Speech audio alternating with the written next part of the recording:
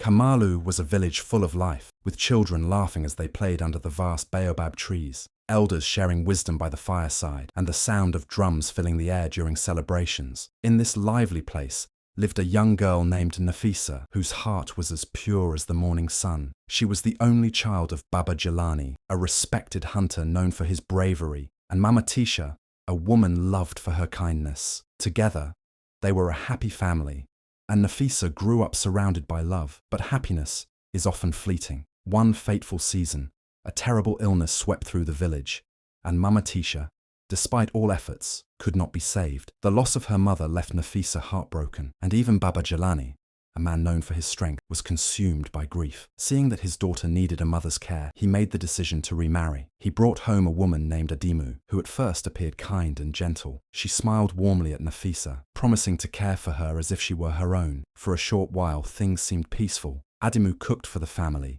spoke sweet words, and helped around the house. But everything changed when Baba Jelani left on his first long hunting trip after the wedding. With him gone, Adimu's mask of kindness slipped away, revealing a heart filled with cruelty. Her true nature surfaced, and she no longer pretended to care for Nafisa. Instead, she treated the girl like an unwanted servant. Each morning, before the sun had even risen, Nafisa was forced out of bed to sweep the compound, fetch water from the river, and prepare food. While she toiled in the hot sun, Adimu's own daughter, Eshe, lounged in the shade, dressed in fine clothes and eating the best food. Nafisa, on the other hand, was given old, tattered garments and scraps to eat. If she ever dared to complain, Adimu's sharp tongue and cruel hands reminded her of her place. Nafisa endured the suffering in silence, hoping her father would notice. But whenever Baba Jelani returned from his hunting trips, Adimu put on her mask again, pretending to be the perfect wife and mother. She showered Nafisa with false affection in front of him, making sure he never saw the pain in the girl's eyes. And so,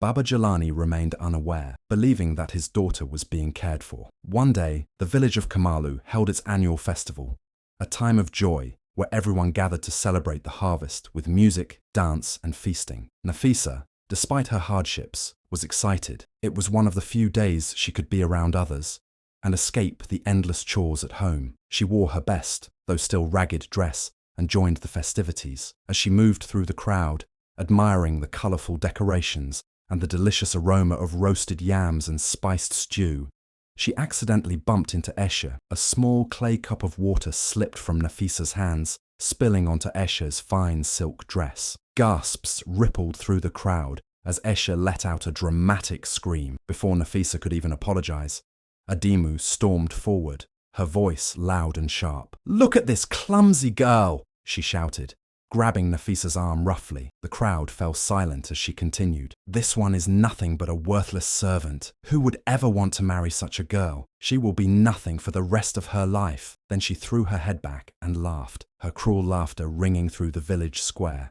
At first, no one dared to speak against her. Then, one by one, people joined in, some out of fear of Adimu, others simply because they always followed the powerful. The laughter grew louder, surrounding Nafisa like a storm. Tears welled up in her eyes, and she could not hold them back. Humiliated and heartbroken, she turned and ran, ignoring the voices calling after her. She ran past the huts, past the fields, and into the thick forest beyond the village. She did not know where she was going. She only knew she had to get away, away from the cruelty, away from the laughter that still echoed in her ears. Her feet carried her deep into the forest, where the trees whispered in the wind and the world was silent, except for the rustling of leaves. Nafisa finally collapsed under an ancient baobab tree, her small body shaking with sobs.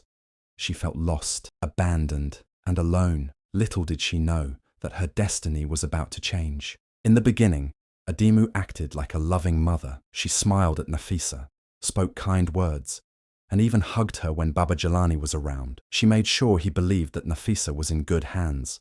But as soon as he left for his long hunting trips, everything changed. The warmth in Adimu's eyes disappeared, replaced by coldness and cruelty. Nafisa quickly became nothing more than a servant in her own home. Every morning, before the first light of dawn, Adimu would shake her awake and order her to start the day's chores. She had to sweep the compound, fetch heavy pots of water from the river, and prepare food for the family. Her small hands became rough from scrubbing the floors, and her feet ached from running back and forth. obeying every command. No matter how hard she worked, it was never enough. If she moved too slowly or made even the smallest mistake, Adimu would scold her harshly, sometimes even striking her with a stick. While Nafisa worked tirelessly, Eshe lived like a princess. She wore fine dresses made from the best fabrics, ate the sweetest fruits, and spent her days playing with her friends. Adimu treated her daughter with love and care, making sure she never lifted a finger to do any work. If Eshe wanted something, Nafisa had to get it. If Eshe was unhappy, Nafisa was the one to blame.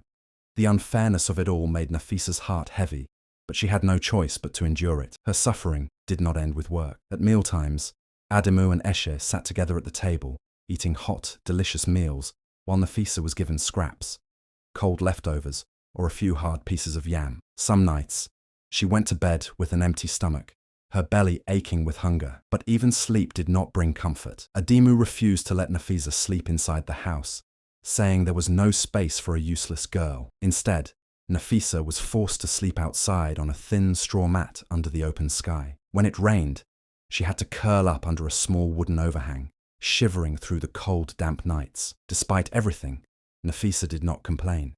She missed her mother's gentle touch and her father's warm smile, but she knew that crying would not change anything. She held on to the hope that one day things would get better. But as time passed, the cruelty only grew worse. And the worst part was, no one in the village seemed to notice or care. The village festival was the most exciting time of the year. Drums echoed through the air, and the scent of roasted meat and sweet fruit filled the streets. People dressed in their finest clothes, laughing and dancing as they celebrated the harvest. Nafisa, despite her hardships, loved the festival. It was one of the rare moments she could feel like a normal girl, even if just for a little while. She moved carefully through the crowd, watching the performers, admiring the decorations, and wishing, just for a moment, that her mother was still alive to share in the joy. As she walked past a group of young girls, she carried a small clay cup of water, hoping to cool herself from the heat of the afternoon sun. But as fate would have it, she did not see Eshe standing nearby in her brand new silk dress, a gift from her mother. Before she could stop herself, Nafisa bumped into her, and a few drops of water splashed onto the fine fabric. Eshe gasped, her eyes wide with shock. "You ruined my dress!" she shrieked, stepping back as if she had been burned. Before Nafisa could even apologize, a sharp voice cut through the air. "What have you done, you foolish girl?" Adimu's voice was loud, and within seconds, all eyes in the village square were on them. She grabbed Nafisa by the arm and pulled her forward, making sure everyone could see. "This girl is nothing," she shouted, her lips curled in disgust. "No one will ever marry her. She will always be a servant." The words hit Nafisa like a slap. She felt her heart squeeze as the villagers turned to watch. At first, no one spoke. Some of them looked uncomfortable, but no one dared to defend her. Then, one by one, the laughter began. Some people laughed nervously, afraid of Adimu's sharp tongue, while others simply followed along, not wanting to be on the wrong side of the powerful woman. The sound of their laughter grew louder, surrounding Nafisa like a dark cloud. Tears burned in her eyes, but she refused to let them fall in front of everyone. Without a word, she turned and ran, pushing past the crowd, ignoring the whispers and the mocking voices behind her. She ran past the decorated huts, past the glowing festival fires, and into the darkness of the forest, where no one could see her cry. Nafisa ran as fast as her feet could carry her, her vision blurred with tears. The sound of laughter and mocking voices still echoed in her ears, crushing her heart with every step.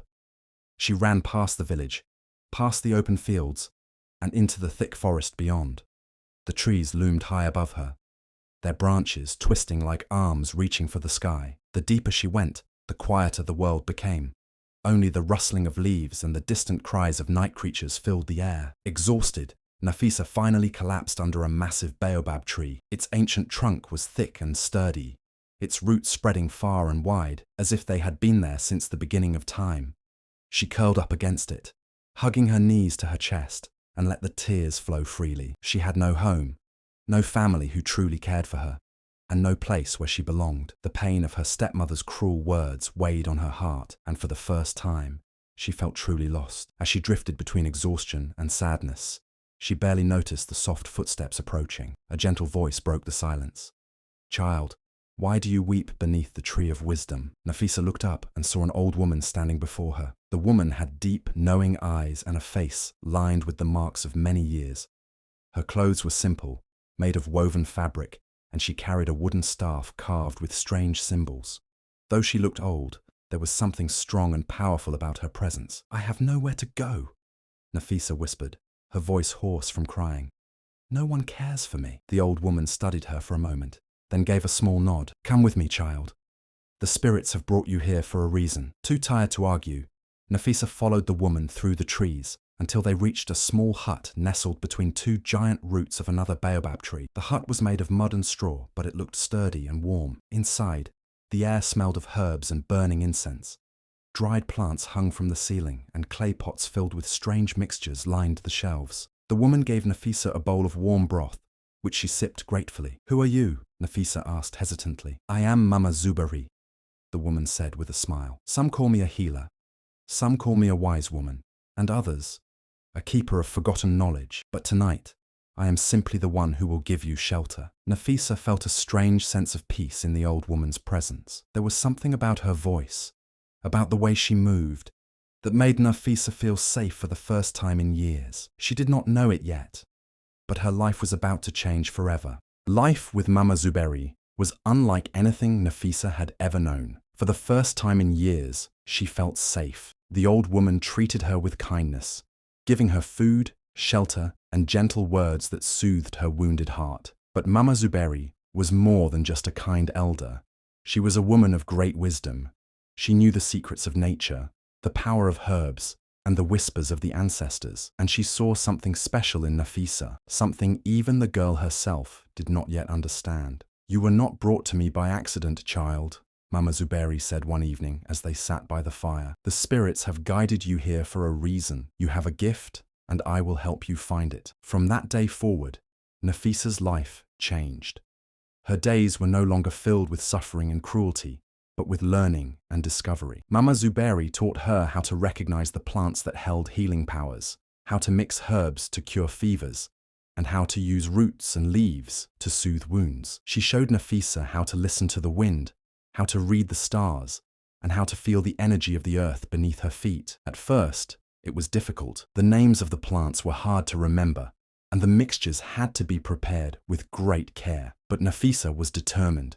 She had spent years working tirelessly under Adimu's cruelty, and now that same strength helped her learn faster than even Mama Zuberi expected. Day by day, she grew wiser, her hands becoming steady as she mixed medicine, her mind sharper as she memorized the knowledge passed down through generations. Years passed, and Nafisa blossomed into a woman of great intelligence and beauty. She was no longer the scared, broken girl who had run from the village in tears.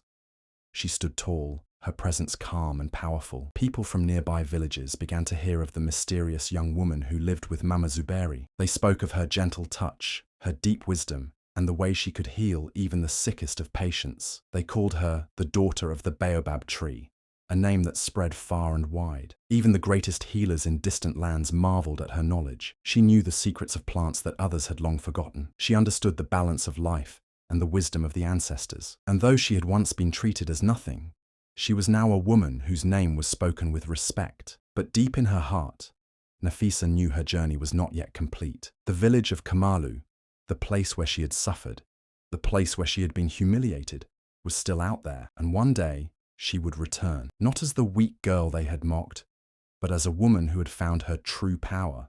Many years had passed since Nafisa had run away from Kamalu in tears. She was no longer the weak, helpless girl who had been treated like a servant. She had grown into a woman of great wisdom, strength, and grace. With Mama Zuberi's guidance, she had mastered the art of healing, and people from far and wide spoke of the daughter of the baobab tree, the healer with hands as gentle as the wind and knowledge as deep as the rivers. One morning, as the sun rose over the forest, Nafisa knew it was time. She had dreamed of this moment for years, the day she would return to the village that had once laughed at her. But this time, she would not return as a broken girl. She would return as a woman of power and purpose. With a small bag of herbs and the wisdom of the ancestors in her heart, Nafisa walked the familiar path back to Kamalu. As she entered the village, people turned to look at her. At first, they did not recognize her. Gone were the ragged clothes and the timid posture. Instead, they saw a woman dressed in simple yet elegant robes, her hair neatly braided, her skin glowing with health, and her eyes filled with quiet confidence. Whispers spread through the village. "Is that Nafisa?" one woman murmured. "The same girl who was treated so poorly." "It cannot be," another man said, shaking his head. "She looks like a queen." The same villagers who had once laughed at her now stood in awe. Even those who had ignored her suffering now lowered their gazes in shame. But Nafisa did not come for revenge. She had come to fulfill her purpose. Without a word, she found a small, quiet space near the village center and began to set up a healing hut. She laid out her herbs, arranged her tools, and prepared herself to do what she did best: help those in need. It did not take long before the first visitor arrived. A mother carrying a sick child stepped forward hesitantly. "Please," she whispered, "they say you are a great healer. Can you help my son?" Nafisa gave her a gentle smile. "Yes," she said simply, "I will do my best." From that day on, people came to her from all over, not just from Kamalu, but from distant villages as well. They came with fevers, wounds, and worries, seeking her wisdom and healing touch. Nafisa treated them all with kindness, never turning anyone away, not even those who had once laughed at her misfortune. And so, the girl who had once been mocked and humiliated became the most respected woman in Kamalu. But her journey was not yet over, for fate had one more test waiting for her: the return of the woman who had caused her so much pain. While Nafisa was growing stronger and more respected in her new life, things were falling apart for stepmother Adimu. The once proud woman who had held so much power in the village was now facing a life of hardship. Eshe, her beloved daughter, had married a man she thought would bring her happiness and security, but that marriage turned out to be a nightmare. The man was cruel, selfish, and unkind. He treated Eshe poorly, ignoring her needs and often belittling her. After a few years, he abandoned Eshe, leaving her with nothing but pain and heartbreak. Adimu had always put all her hopes in Eshe, thinking that her daughter would grow up to be the one to carry on the family's pride. Now, Eshe was alone, and Adimu, who had lived for so long with the comfort of wealth and status, found herself penniless, without a husband to support her, and with Eshe struggling on her own. Adimu's life spiraled into misery. As time went on, the villagers began to avoid Adimu. Her reputation had spread, and her cruelty had caught up with her. No one wanted to help the woman who had made Nafisa's life a living hell. When Adimu became sick, with a fever that left her weak and trembling, she found that her usual charm and harshness could no longer get her what she wanted. No one offered her any help.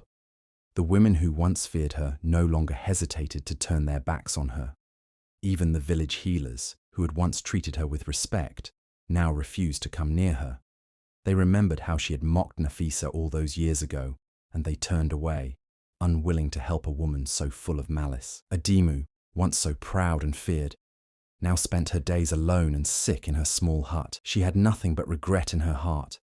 The wealth she had once enjoyed had vanished, and with it, the friends and respect she had commanded. Her only company was the loneliness and the realization that her cruelty had led her to this miserable end. She had never imagined a time when people would turn their backs on her, but now it seemed like her life was nothing more than a long string of bad decisions. One night, as she lay on her mat, feverish and weak, a thought crossed her mind. The one person she had mistreated the most, Nafisa, was now known as the greatest healer in the land. Maybe, just maybe, Nafisa was the only one who could save her. But the thought filled Adimu with fear. How could she face the girl she had tormented for so long? How could she ask for help from the very person she had mocked and humiliated? But deep down, Adimu knew that she had no other choice. Desperation took hold of Adimu as her illness worsened. With no one else willing to help her, she finally decided to go to the one place she had been avoiding for years, the healer's hut. Word had spread far and wide about the young woman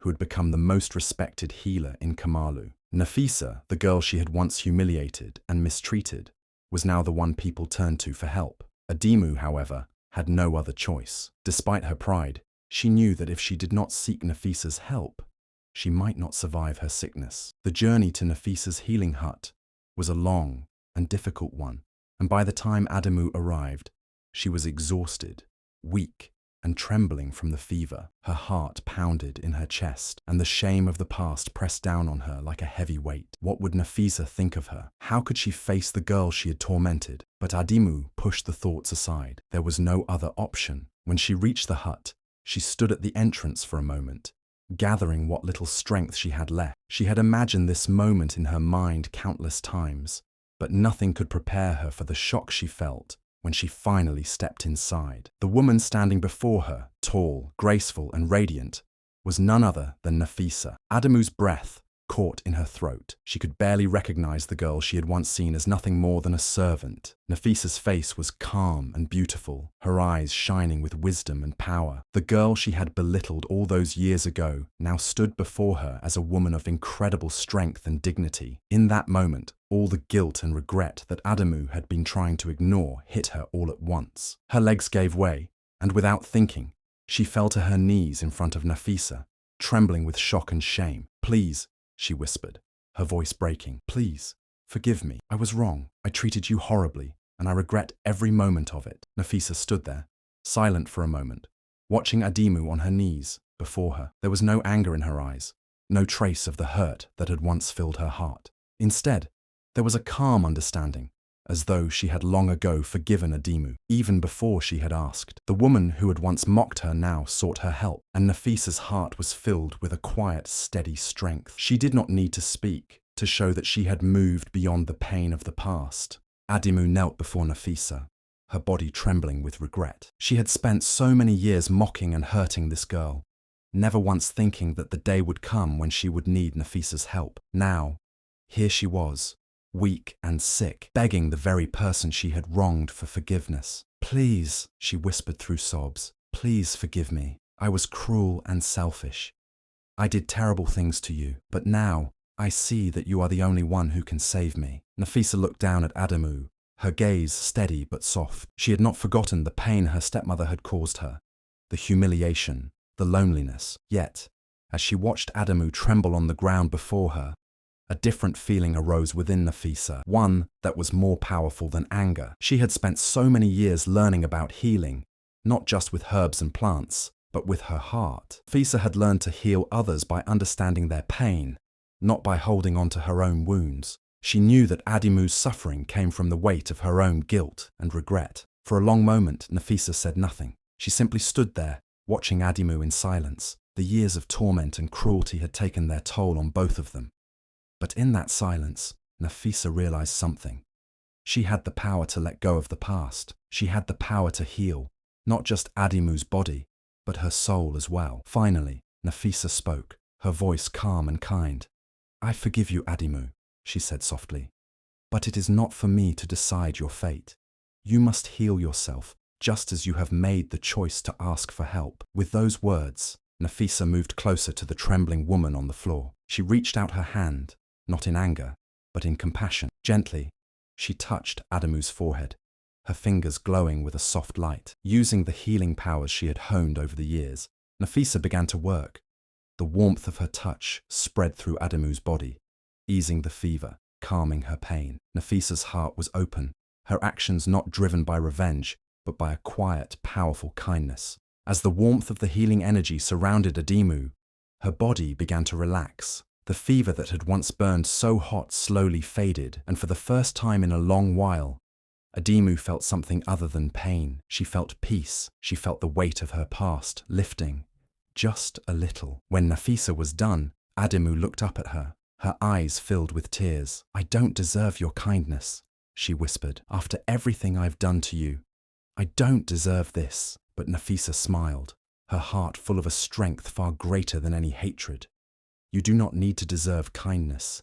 You only need to accept it," she said, and with those words, she helped Adimu to her feet. In that moment, Nafisa proved something far more powerful than revenge. She showed that true strength lay not in holding on to bitterness, but in choosing compassion over cruelty. While Adimu had spent her life causing pain, Nafisa had chosen to heal, not just others, but herself as well. It was a lesson that would stay with Adimu for the rest of her life, as she slowly learned that the most powerful revenge was not to hurt, but to show kindness, even to those who had hurt you the most. as Nafisa's healing work spread through the village and beyond, something remarkable began to happen in Kamalu. The people who had once mocked her now saw her in a completely different light. They witnessed the power and grace with which she healed the sick and comforted the troubled. Every time she helped someone, word spread quickly. People from other villages began to arrive in Kamalu, hoping to seek the wisdom and healing of the daughter of the baobab tree. The transformation was undeniable. Nafisa, once the subject of cruel jokes, had become the pillar of the community. No longer was she just a girl who lived in the shadows of her stepmother's cruelty. She had grown into a wise, confident woman, admired by everyone, including those who had once treated her with disdain. The villagers who had laughed at her now bowed their heads in respect whenever she passed. They began to realize the full depth of their past mistakes. They saw that the girl they had belittled had grown into the very person they should have looked up to all along. The elders of Kamalu, who had once been quick to judge, now sought Nafisa's advice on matters of great importance. They came to her not only for healing, but also for guidance on the well-being of the village. Chiefs from nearby villages, and even kings from distant lands, sent emissaries to ask for Nafisa's wisdom. They knew of her incredible knowledge of herbs, healing, and the deeper mysteries of life. Nafisa had become a living legend, and people from all corners of the land respected and admired her. But despite her newfound power and status, Nafisa remained humble. She never let the praise and admiration go to her head. She knew that her path had not been easy, and she had earned her place through years of hard work, learning, and, most of all, compassion. She never forgot the pain of her past, and it was that pain that had made her heart so full of understanding for others. One day,